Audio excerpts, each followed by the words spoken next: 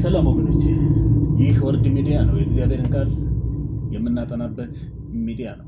ባለፈው ስለ ፍጥረት ዓለም እያወራን ነበርና በፍጥረት ዓለም ውስጥ እግዚአብሔር አምላክ ሰውን በኤደን ገነት ካስቀመጠው በኋላ ምን እንዳያደርግና ምን እንዲጠብቅ እንዳዘዘው ተመልክተን የሰው ልጅ ወይም ደግሞ አዳምና ሔዋን በኤደን ገነት ከተቀመጡ በኋላ እግዚአብሔር አታድርጉ ያላቸውን ወይም ደግሞ አትብሉ ያላቸውን የዛፍ ፍሬ በመብላታቸው ምክንያት ከኤደን ገነት ተባረሩ። ሴቲቱ የእባብን ምክር ሰምታ እባብ እንደመከራት፣ እባብ እንደሰበካት፣ እባብ እንዳስተማራት እግዚአብሔር አትብሉ ያለውን የዛፍ ፍሬ ለመብላት በልቧ አሰበች፣ ጎመንጀች፣ ሐሳቧን ወደ ተግባር ቀየረች። የዛፍ ፍሬ ወስዳ በላች። የዛፍ ፍሬ ወስዳ በመብላቷ ምክንያት እግዚአብሔር አምላክ ምን አደረገ? በአዳምና በሔዋን ላይ ውሳኔ ወሰነ። አትብሉ ያልኳችሁን የዛፍ ፍሬ በልታችኋልና እሱን ከበላችሁ ሞትን ትሞታላችሁ ብያችሁ ነበረ። አሁን ይህ ውሳኔ በእናንተ ላይ ይጸናል። በመብል ምክንያት እግዚአብሔር አምላክ አዳምና ሔዋንን ከኤደን ገነት አባረራቸው። በመብል ምክንያት እግዚአብሔር አምላክ ኤደን ገነትን ከአዳምና ከሔዋን ውጭ አረጋት። አዳምና ሔዋን ከኤደን ወጡ። ኤደን በሚገላበጡ ክርቢሎች እየተጠበቀች እንድትኖር እግዚአብሔር አደረገ። ኤደንን ያጡት አዳምና ሔዋን ዛሬም እኛ የነሱ ዘር የሆን ነው የነሱን የውርስ ኃጢአት የወሰን ነው በመብል ምክንያት ነው። ሔዋን በላች፣ ባሏንም አበላች፣ ወይም አዳምን አበላች።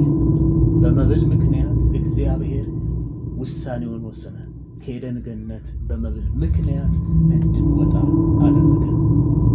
በመብል ምክንያት ያጣነው፣ በምግብ ምክንያት ያጣነው የእግዚአብሔርን ትእዛዝ በመተላለፍ ባለመጠበቅ በእባብ ምክር ያጣነውን ኤደን ገነት ደግሞ በእምነት ምክንያት እንድናገኘው እንድንመለስ እግዚአብሔር ሌላ ዕድል ሰጠን።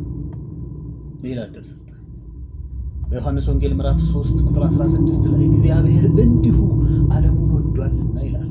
ዓለምን እንዲያድን ክርስቶስ ኢየሱስን ወደዚህ ዓለም ላከው ይላል። በምግብ ምክንያት ያጣነውን ኤደን ገነት፣ በምግብ ምክንያት ያጣነውን ጸጋ፣ በምግብ ምክንያት ከእግዚአብሔር የተለየንበትን ያንን እንደገና በክርስቶስ ኢየሱስ ባለ እምነት ወደ እሱ እንድንቀርብ፣ ወደ እሱ እንድንመጣ፣ መንግሥተ ሰማያትን እንድንወርስ፣ ወደ እግዚአብሔር መንግሥት እንድንገባ አደረገ። በምግብ ምክንያት ወጣን፣ በእምነት ምክንያት ተመለስ፣ ክርስቶስ ኢየሱስን በማመን። እንግዲህ እግዚአብሔር ከኤደን ገነት አዳምና ሔዋንን ሲያባረራቸው የሚደርስባቸውና የሚሆንባቸውን ነገር አለ። አንቺ ስትወልጂ ምጥሽ በጭንቅ ይሆናል።